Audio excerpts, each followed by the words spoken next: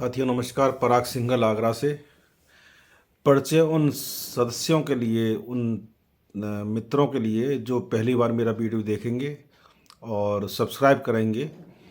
मैं उनसे अपना परिचय दे दूं कि पराग सिंघल आगरा से हूं और मैं कर पत्रिका टैक्स जानकार जो पत्रिका है कर जानकारी नाम से प्रकाशित कर रहा हूं। पिछले 13 वर्ष से आगरा से प्रकाशित होती है और ये कई राज्यों में इसके पाठक हैं, जिसमें टैक्स पेयर भी हैं, टैक्स प्रोफेशनल्स भी हैं और पाक्षिक रूप से प्रकाशित हो रही है। उसके अलावा संस्था है association of tax payer and professional, जिसका मैं नेशनल जनरल सेक्रेटरी हूँ। और संस्था का जो उद्देश्य है वो टैक्सेशन में रिलीफ कराना का प्रयास करना और जो इस तरह की जो प्रोविजंस हैं जीएसटी में या इनकम टैक्स में, जिससे आम टैक्स प्रोफेशनल्स को दिक्कतें पेश आ रही हैं, तो उसके बारे में हम सरकार को अवगत कराते रहते हैं और उसमें सुविधा कराने में कई मुद्दों पे हम सफल भी हुए हैं। साथियों, 1 फरवरी को केंद्रीय वित्त मंत्री जो वर्तमान में है श्रीमती निर्मला सीतारमण, वो संसद पटल पे बजट प्रस्तुत करने जा रही हैं। बजट में भविष्य की रूपरेखा यानी अगले वर्ष की जो प्रस्तावित योजना होंगी, प्रस्ताव छूट होंगी, लाभ होंगे या टैक्सेशन क्या लगना है, इम्पोजिशन होना है, उसके बारे में अपना खाका प्रस्तुत करेंगी। क्योंकि पहले आपने ध्यान होगा 2017 से पहले ध्यान होगा कि बजट के अंदर अक्सर वस्तुओं के रेट बढ़ते थे और कुछ वस्तु रेट घटते थे, लेकिन जीएसटी के लागू होने के बाद में जो आम जनता के उपयोग की वस्तुएं हैं उन पे रेट घटना या बढ़ने पर रोक लग गई है। अब जीएसटी काउंसिल के रिकमेंडेशन पे ही केंद्र सरकार रेट बढ़ाती है। लेकिन इनकम टैक्स की दृष्टि से आज भी हमारे देश का करदाता बजट के प्रति आस लगाए बैठा होता है कि क्या रिलीफ मिलने वाला है। साथियों, कुछ दिक्कतें हैं, हम समझते हैं। मैं भी मिडिल क्लास टैक्स पेयर की श्रेणी में आता हूं, तो मैं भी समझता हूं कुछ प्रॉब्लम समस्याएं हैं, कुछ रिलीफ की आवश्यकता मैं भी करता हूं। तो साथियों, इसके लिए हमने एक प्रस्ताव केंद्रीय वित्त मंत्री को भेजा है।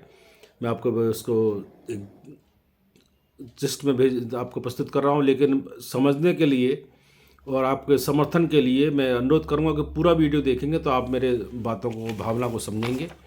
साथियों, जो वेतनभोगी कर्मचारी हमारे देश में हैं, वेतनभोगी जो टैक्स पेयर्स हैं, उनको प्राप्त मानक कटौती में बढ़ोतरी, जो एक लिमिट है उसके में बढ़ोतरी की उम्मीद करते हैं। न्यूनतम मानक कटौती 50,000 की सीमा वृद्धि करनी चाहिए। वेतन के अलावा मालिक संस्थाओं से प्राप्त सुविधाओं जैसे एचआरए है या जो और भी अनाउंसेस मिलते हैं उसमें जो सीमा बढ़नी चाहिए। ईज ऑफ डूइंग बिजनेस के विचार को जो आयकर कानून की दृष्टि से देखा जाना चाहिए।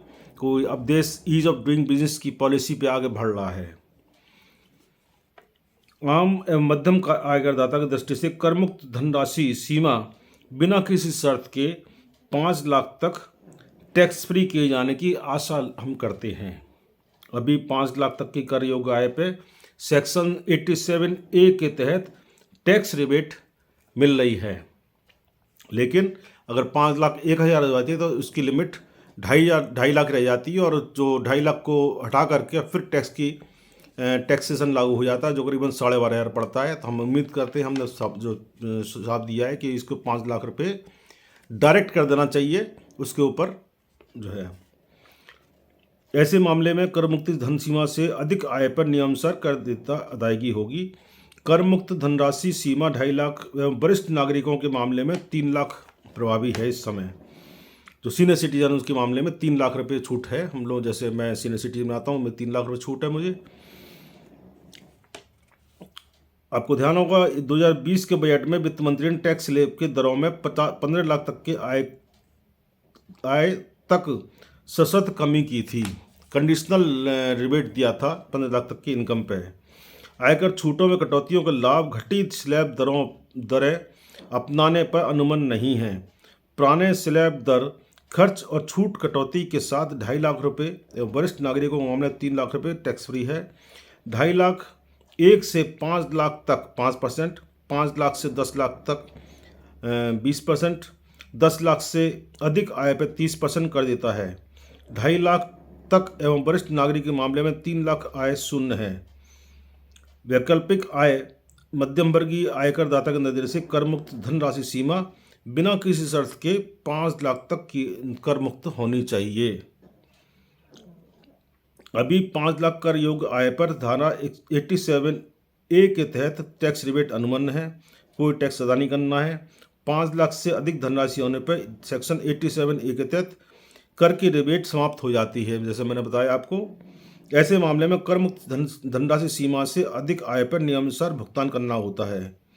कर मुक्त धनराशि 2.5 लाख एवं वरिष्ठ नागरिकों के मामले में 3 लाख तक की प्रभावी है। मीडियम जो क्लास टैक्स पेयर हैं, जिनकी कर योग्य आय 5 लाख से अधिक है, इन्हें इस टैक्स रिबेट का लाभ प्राप्त नहीं हो पाता है, इस 87A के तहत जो व्यवस्था दी गई है उसके तहत। इसी क्रम में 2020 के बजट में वित्त मंत्री ने टैक्स स्लैब रेटों में 15 लाख तक की आय तक सशर्त कमी की थी। आयकर छूटों व कटौतियों का लाभ घटी स्लैब दर को अपनाने के लिए पर अनुमन्य नहीं है। पुराने स्लैब दर खर्च व छूट की कटौती से 2.5 लाख, वरिष्ठ नागरिकों को 3 लाख कर मुक्त है।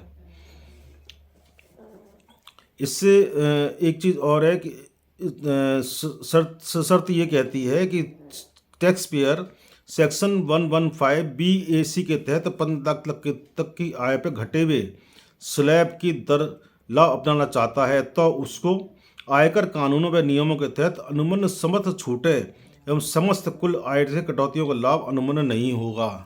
ये सेक्शन 115BAC जो है एक बीच में बैरियर लगा दिया है कि आपको अगर ये लाभ प्राप्त नहीं होगा।